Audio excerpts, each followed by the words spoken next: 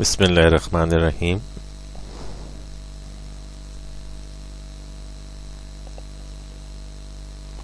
Assalamu alaikum, dear students. Hope all of you will be doing well with the grace of Allah and enjoying the holy month of Hajj.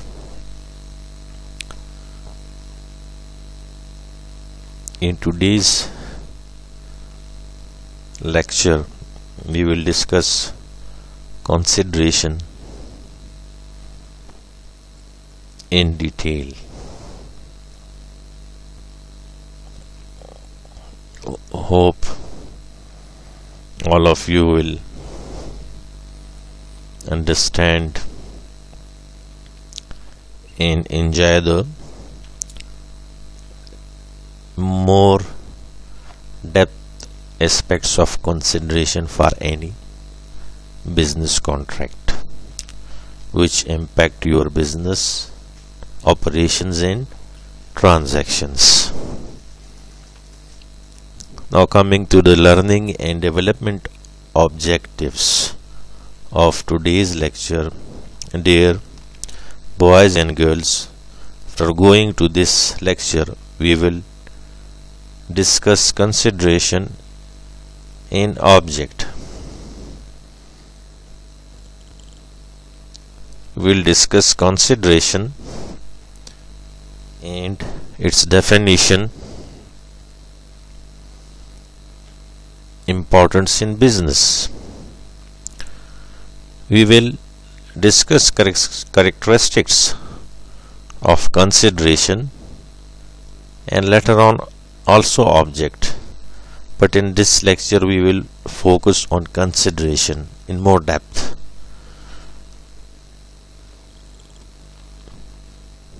Now going to the next slide, boys. What is actually the meaning of this word in consideration? So boys, consideration is one of the essentials of a valid contract. Without consideration, no contract can be made.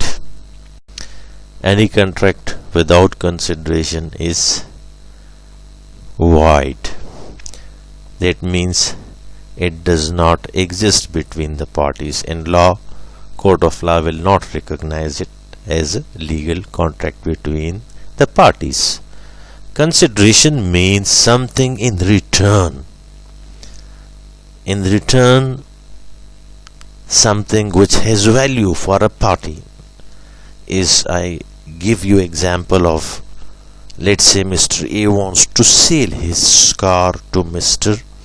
B on 70,000 rupees. He offered this promise to B.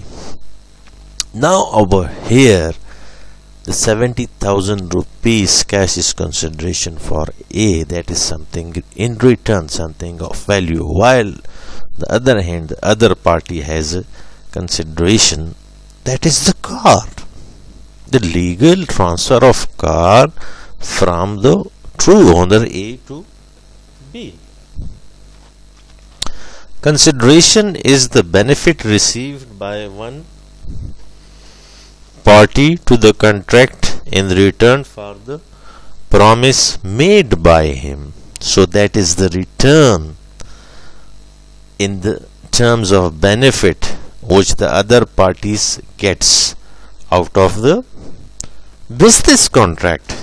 Over here we are discussing business contracts.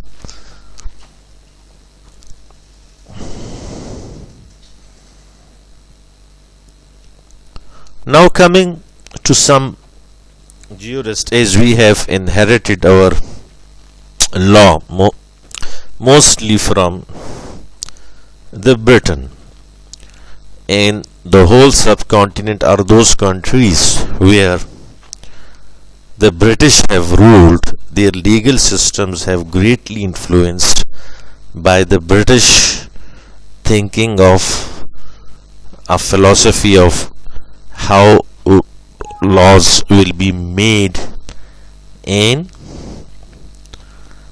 how they will be implemented and what is their utility. And again, it's a different discussion. We will not go to that, but over here we will just discuss two jurists, Pollock and Lush, what they say about the legal term consideration. According to Pollock, who is a very famous English jurist, the consideration is the price for which the promise of the other party is bought, and the promise thus given for value is enforceable. So this definition of consideration by Pollock says that it is the price which the promise of the other is bought, purchased, and the promise thus given for value, for some value, you promise something, is enforceable, and it is understood enforceable in where? In court of law, if there is any disagreement between the two parties regarding the legal contract and there is consideration involved, then as per the written contract the judge will decide among the parties. Now coming to Lush J, a valuable consideration may consist of some right, interest, profit or benefit according to one party, and some forbearance, detriment, loss or responsibility given, suffered or undertaken by the other. So again, in the second definition, there is exchange of what? Exchange of some value which has interest for both the party, which has benefit for the one party, and the other consideration has benefit for the other party. For example, valuable consideration, that some right, profit, benefit according to one party. One party gets some right, benefit or interest, and the other party for what? Why when that party get that benefit, interest or profit? Some forbearance, detriment or loss caused to him, or responsibility given to him by one the party, or he suffered due to the responsibilities given to him or undertaken by the other. So if you are providing a service to an organization, that organization has given you some responsibility according to Lush, and due to that responsibility they are paying you some money and other benefits. So over here, for the organization, your services are consideration, and for you the benefits, you get the financial benefit, the intrinsic benefits you get from the organization, that has a value, and that will be called in legal terms consideration. So bear it in mind, students. This concept is very technical, and you should study it in quite depth, then you will understand its different aspects. Coming to the next slide, that what are the essentials of a valid consideration.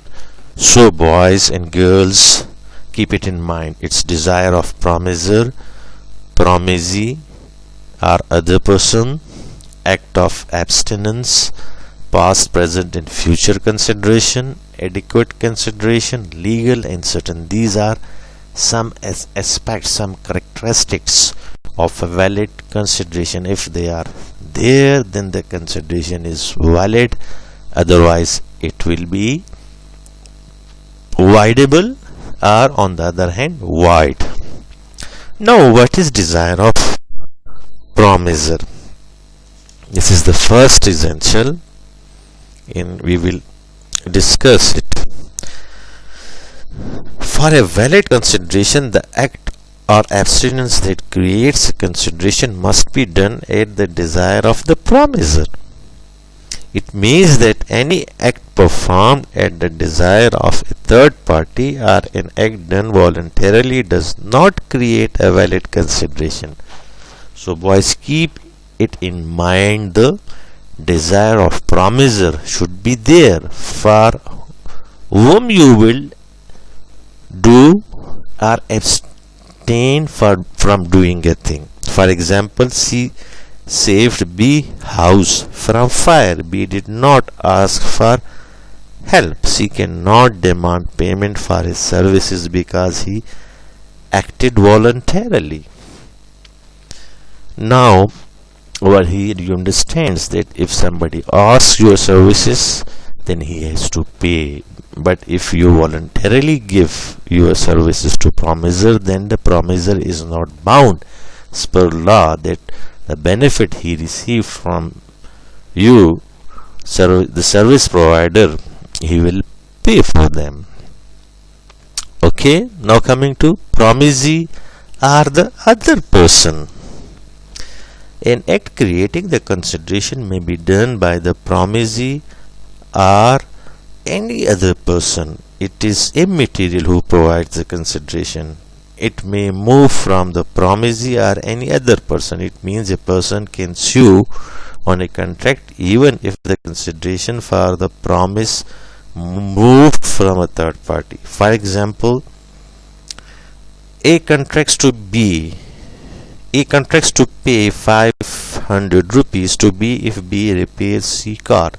B contracts to repair C's car. Letter B refused due to lack of consideration from C. C can sue B to enforce the contract. Now, over here, if you provide to the promiser some services and he feels that the services you provided has no consideration from him later on, as per law you can sue promiser to pay you the amount decided at the time of contract, and that is consideration for you in monetary or in any other terms.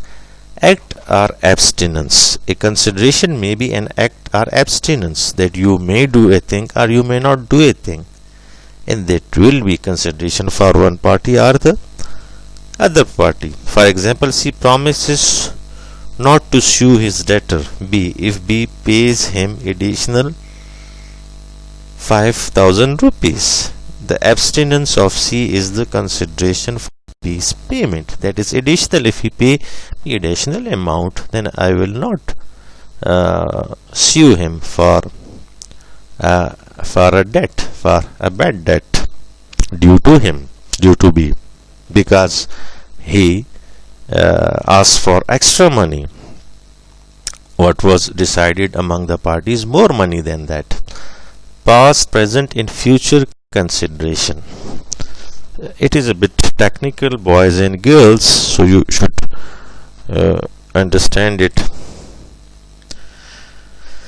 Past consideration. When the benefit is received before the formation of an agreement, it is called past consideration. When the services are provided voluntarily without any promise for consideration, the past consideration is not valid and the person cannot get any compensation. If you give someone free consultation, you teach him a subject in past, so it is voluntarily, it was past. In past, consideration cannot be enforced in present. For example, B found C's lost purse and give it to him. B cannot demand payment because past consideration is not valid. Hope you understand, boys and girls, from the example. Now, present consideration is very much valid. You go to a shop, purchase a thing and give the money, so it's present consideration. C sell a book to B and B pays the price. It is a present consideration. Normally the business transactions are done in present consideration. Now, future consideration. When the consideration on both sides is to move at a future date after formation of contract, it is called future consideration, and it is a valid consideration because you purchase things on future dates. In the payment may be in future, some payment may be now, some may be in future. For example, you purchase a car from a bank, and that bank you give some down payment and the other payments are paid periodically. It's a future consideration, so it's valid as per law. Certain and legal. The consideration must be legal and certain. The consideration is not valid in the following circumstances: a promise to do something which is physically impossible, it's illegal, it's uncertain, you cannot do it. So the consideration should be legal as per law. The law should allow transaction of that thing, and it should be certain. Now coming to the next and the last slide, boys, there are few exceptions to consideration. If they are present, then the contract is valid because the law allows such contracts. Natural love and affection. You give some land to your brother out of natural love, to your mother, to your sister, to your son. That is out of natural love and affection. No consideration is here. It's out of natural love. For example, if on account of natural love and affection promises to give 1 lakh to his son,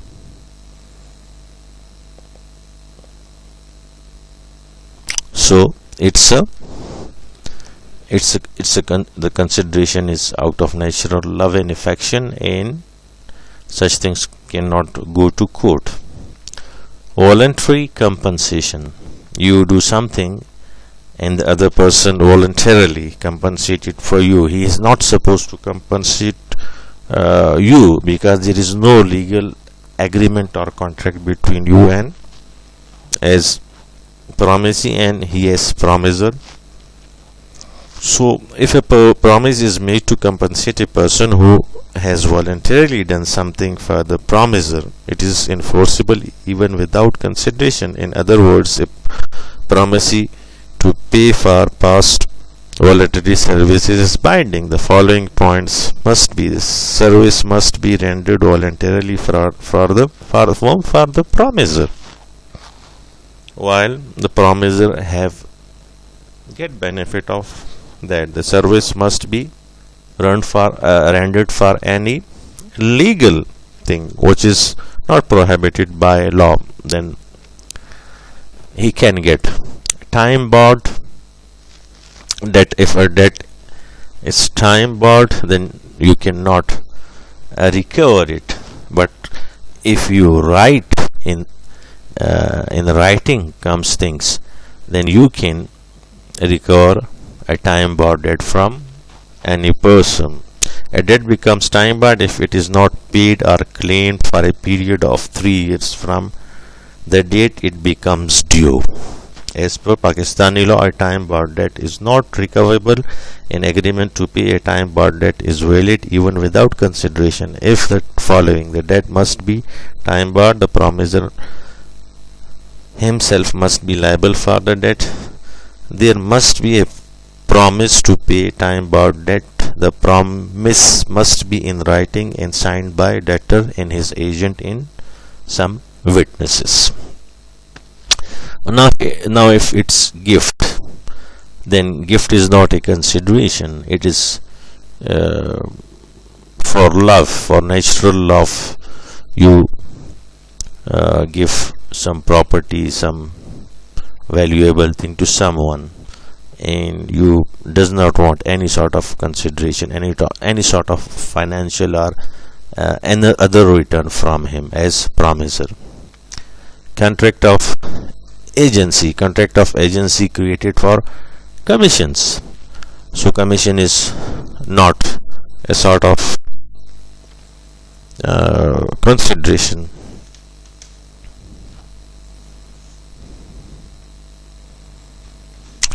The consideration is not necessary to create an agency. Generally, an agent commission for his services. An agent promises to perform any act for his principal without charging any commission. The agreement is valid even without consideration. So these are some exceptions to the law, normal law of consideration, buying and selling of contract between two parties. Hope you guys understand it and come up with some good questions in the live session tomorrow, so that we can generate a good discussion and discuss different aspects of the concepts for a better understanding. Thank you. See you tomorrow. Khuda Hafiz, boys and girls.